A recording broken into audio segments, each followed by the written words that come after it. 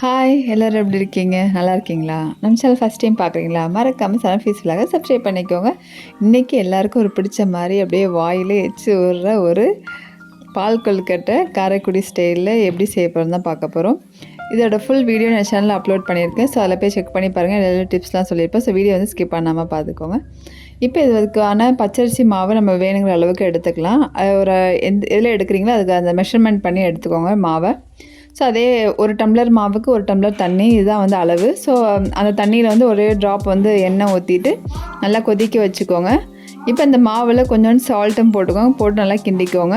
So mix பண்ணி வச்சுட்டு இப்போ இந்த கொதித்த தண்ணியை நல்லா ஊற்றி கரெக்டாக இருக்கும். ஒரு டம்ளர் மாவுக்கு ஒரு டம்ளர் தண்ணி கரெக்டாக இருக்கும். ஸோ கொஞ்சமாக ஊற்றி நல்லா கிண்டிக்கோங்க. கிண்டிட்டு கொஞ்சம் நேரம் ஆறட்டும். ஸோ இப்போ வச்சு நம்ம கையை வச்சு பிசைய முடியாது. ஸோ வந்து கொஞ்சம் நேரம் அப்படியே ஆற விட்டுருங்க.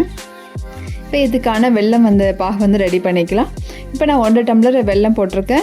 1 டம்ளர் வெல்லத்துக்கு ஒரு 3 டம்ளர் தண்ணி, ஒரு 3.5 டம்ளர் தண்ணி ஊற்றிருக்கேன். ஏன்னா நம்ம வந்து கொழுக்கட்டை நல்லா வேகணும். ஸோ தண்ணியாக இருந்தால் தான் நம்மளுக்கு வந்து அதில் வேகும். ஸோ நான் அந்த பாகு தண்ணியிலே வேக வைக்க போகிறேன்.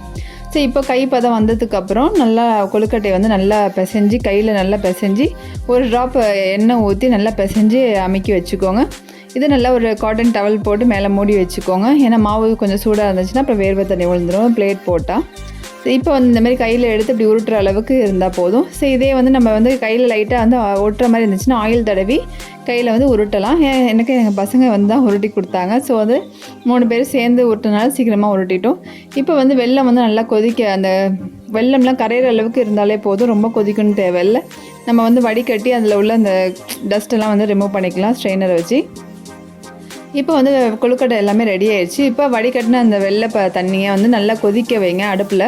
நல்லா கொதிச்சதுக்கப்புறம் இந்த மாவை போட்டிங்கன்னா மட்டும்தான் நல்லா வந்து அது மாவு கரையாமல் நல்லா வெந்து வரும். நல்லா இந்த பாகுலே வேகிறதுனால நல்லா அந்த ஸ்வீட் வந்து நல்லா அந்த கொழுக்கட்டையில் வந்து நல்லா அப்சர்வ் ஆகிருக்கும். ஸோ நான் நிறைய பேர் வந்து இது தனியாக வேக வச்சு அப்புறமா பாகில் போடுவாங்க. ஸோ வந்து நான் வந்து இந்த மெத்தடில் தான் நான் ஃபாலோ பண்ணுவேன். டேஸ்ட் நல்லா சூப்பராக இருக்கும்.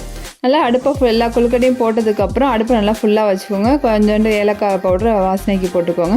கொழுக்கட்டையை வந்து நம்ம மேலே உருட்டி போட்டுக்கலாம். எந்த சைஸ்னாலும் உருட்டி போட்டுக்கலாம், அது ஒட்டாது. ஸோ இந்த மாதிரி நான் கரெக்டான பதத்தில் செஞ்சிங்கன்னா சூப்பராக பர்ஃபெக்டாக வரும். இப்போ கொழுக்கட்டையை நல்லா ஒரு 20 நிமிஷம் கழிச்சு நல்லா அப்பப்போ கிண்டி விட்டுட்டே இருங்களேன். அடியில் வந்து அப்படியே ஒட்டிடும். நல்லா வெந்து நல்லா திக் கன்சிஸ்டன்ஸில் வந்துச்சு. சப்போஸ் உங்களுக்கு தண்ணியாக இருந்துச்சுன்னா பச்சரிசி மாவை தண்ணியில் கரைச்சி விட்டு அந்த கொதிக்கிறப்ப அதை ஊற்றிடுங்க. நல்லா கொஞ்சம் திக்காயிரும். லாஸ்ட்டாக வந்து தேங்காவை வந்து திருப்பி போடலாம், இல்லை தேங்காய் பாலாகவும் ஊற்றிக்கலாம். அதை ஊற்றிட்டு அதில் இறக்கிடுங்க.